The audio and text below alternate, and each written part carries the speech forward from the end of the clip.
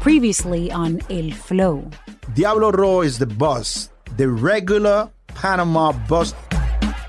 The tapes, when I start doing, because Calito from Riobao, ese Calito lo corretean las mujeres, porque Calito tiene poderes.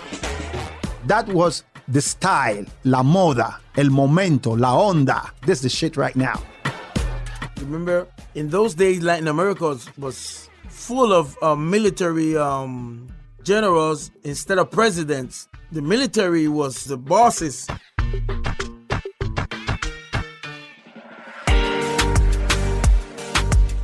One night in 1986, a police car pulls up for Renato Older.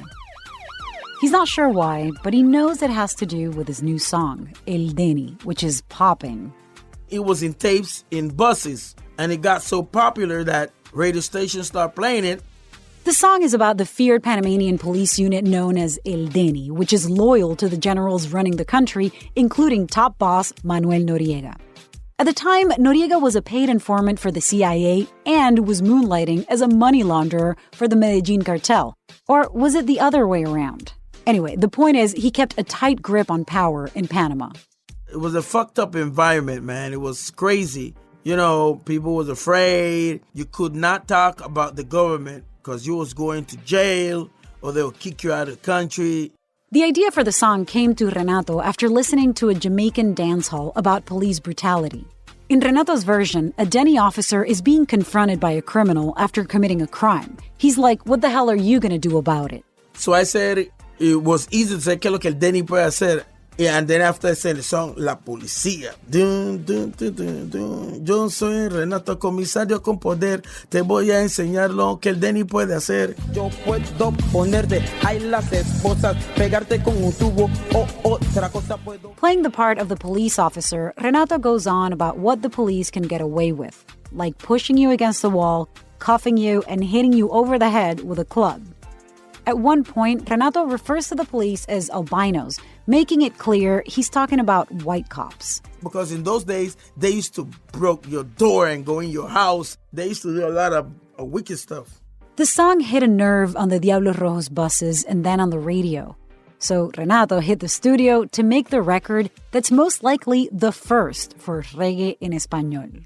The sales was so good that my first pay for El Deni was $800. And $800 in those times was like having like $5,000. Back in the police car, Renato had no idea what to expect. All he knew is that somebody from the military had called his boss to book him to DJ on a military base. We want the guy that sings El Deni. And my boss said, what? Yeah, we want the guy that sings El Deni. ASAP. He go, okay. But he don't has no car, and we're going to send a police car for him. And they sell a police car for me. When he gets to the base, military officers tell him Noriega is in the house, and he has a special request. One of the captains told me, hey, Noriega wants you to sing. I said, but they contract me to DJ, not to sing. And I said, well, I don't know what you're going to do, but you got to sing. I said, but you got to sing. And I had to do it. This is El Flow, a journey to the roots of reggaeton. Hi, my name is Lilia Luciano. I'm a CBS News correspondent born and raised in Puerto Rico, the cradle of reggaeton. You're listening to Episode 4, A Sound is Born.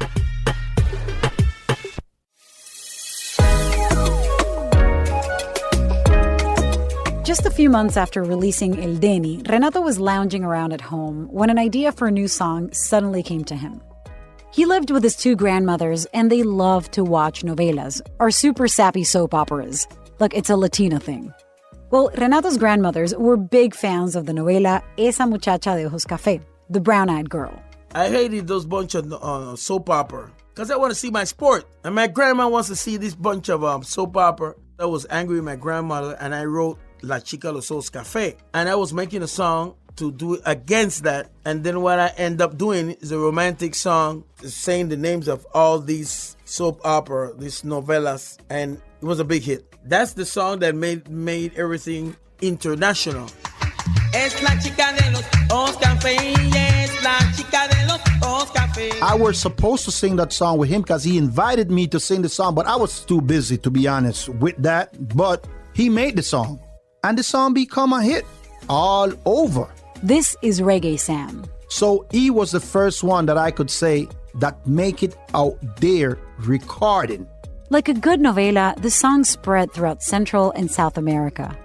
But unlike a novela, which usually stars whiter actors and reserves for Black Latinos roles like maids or servants, looking at you too, Hollywood. In Renato's music video, the stars are Black Panamanians, Rio Abajo, and the Diablos Rojos.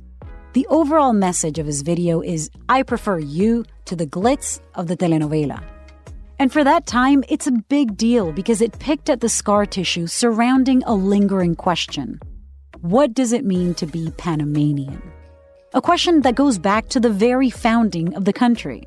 I look at Reggae en Español as kind of an example of what is popular culture saying about what it means to be Black and brown in a Latin American country. This is Sonia Watson, a dean at Texas Christian University and the author of a book about race and reggae en Español in Panama. So I look at it very much from a literary, cultural, and historical point of view. And so what I found was you have kind of this nation-building literature that really talks about what it means to be Black in a country that does not want to recognize that Blackness. So Panama, in the span of 100 years, went from a Spanish colony to a Colombian province to an independent nation. And their origin story, their identity, was up in the air.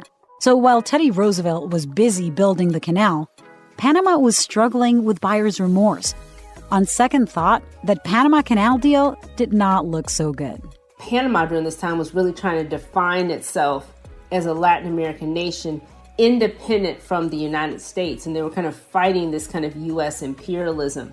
So Hispanidad, Spanishness, became a really big tenet in Panamanian culture, history books, literature. They not only define themselves, but redefine themselves based on Spanish white culture or Spanish white mestizo culture. That turned out to be problematic for a number of reasons, because there was this huge Black West Indian community that had come to Panama to build the canal and railroads, about 150,000 people in all. These workers radically changed the demographics of Panama. In the 1870s, the entire population of Panama was just 70,000 people. But by 1911, 3 years before the canal was finished, there were an estimated 330,000 people in the country. Many of the Caribbean workers went back home. The work was dangerous, the conditions were shitty, and the pay wasn't worth the hassle. But a lot of them stayed despite being considered outsiders by other Panamanians. Panamanians aligned the population culturally, linguistically, and racially with the United States. So they were kind of deemed as foreigner. And so this directly relates to Reggae en Español because these Reggae en Español artists are descendants of these West Indian immigrants. During the ensuing decades, laws were passed that discriminated against the Black English-speaking community. One law prohibited non-Spanish-speaking Black people from even entering the country. Another law made Spanish a requirement for citizenship. The police, as we know, were targeting West Indians and even resorting to cutting off the dreadlocks of young Black men, like in the case of Franquito, the third member of Renato and Reggae Sam's Rio Bajo crew. The systemic racism also spread to the streets. One very overt example is the use of chombo in Panama. And so the word chombo is a pejorative used against people of African descent, and particularly West Indians in Panama. It's like if they mad at you, they will say, oh, it's a chombo de mierda, and it was bad, and it creates fights, just like in America. Here's Reggae Sam. If you talk to me today about reggae, everybody is, oh, qué lindo, qué bonito, nice, beautiful. It was not like that back then when it started. But when I get to my first show, the guys, there was Spanish people. Of course, I speak Spanish, fluent. And they say, oh, man, you're going to be next. I say, okay, what you going to sing? I say, reggae. And one of the Spanish guys say, reggae? ¿Eso qué es? Like, what is that? I say, oh, no, that's music from Jamaica. And then he say, oh, esa música de chombo. So the other guy, he cut in front and said, no. Esa es música de raíces de nuestra hermana África y que existe en Jamaica. You know, this is music that's coming from Africa and it ends in Jamaica. For Renato, having grown up a Zonian, he was spared the experiences and racism that came with an upbringing in Rio Abajo. It wasn't until after his two biggest hits that he understood the feeling. When I felt it is when now I'm a musician and now we're singing reggae and everybody's talking that this music is for criminals. I'm the guy that had problems when they used to call me Maleante on TV because we did this music. I don't know anything about delinquency. I'm not a delinquent. I don't rob. I don't do nothing. They didn't like the music because it was a music for kids. The younger people made it their movement. Reggae Sam and Renato would eventually form two parts of the group Las Cuatro Potencias, the Four Powers, along with Gabi, who would release this gem. I'm sure you've heard it.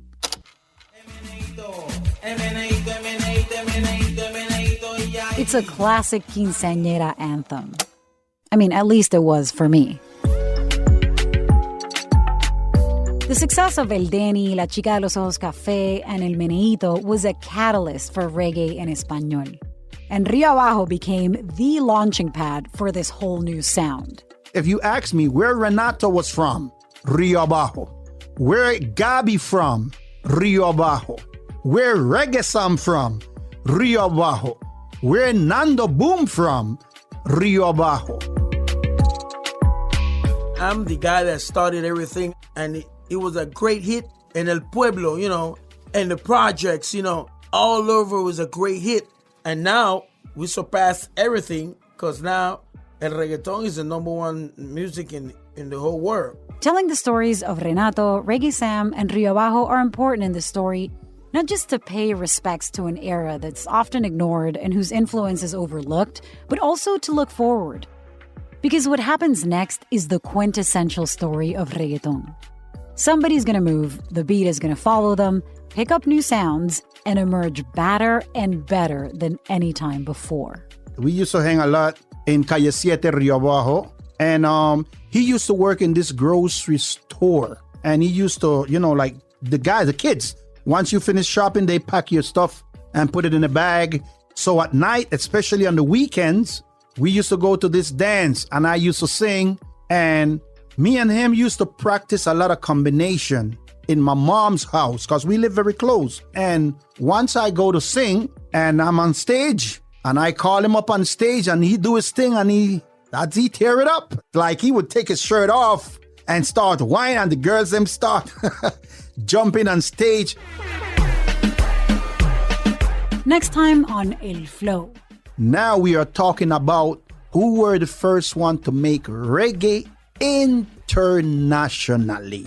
Huge and big. That is Edgardo Armando Franco Low, El General, who we know as Franquito. El Flow is a production of Exile Content Studio in partnership with iHeartRadio's My Cultura podcast network. The show is hosted by me, Lilia Luciano, and was created and produced by Vitenis Di Julis. Production and sound design by Dixo. Additional production by David Quiñones. Original music by Truco. Production supervision by Álvaro Céspedes. Executive producers for Exile Content Studio are Nando Vila, Isaac Lee, and Alejandro Uribe. Executive producers for iHeartMedia are Connell Byrne and Giselle Bances.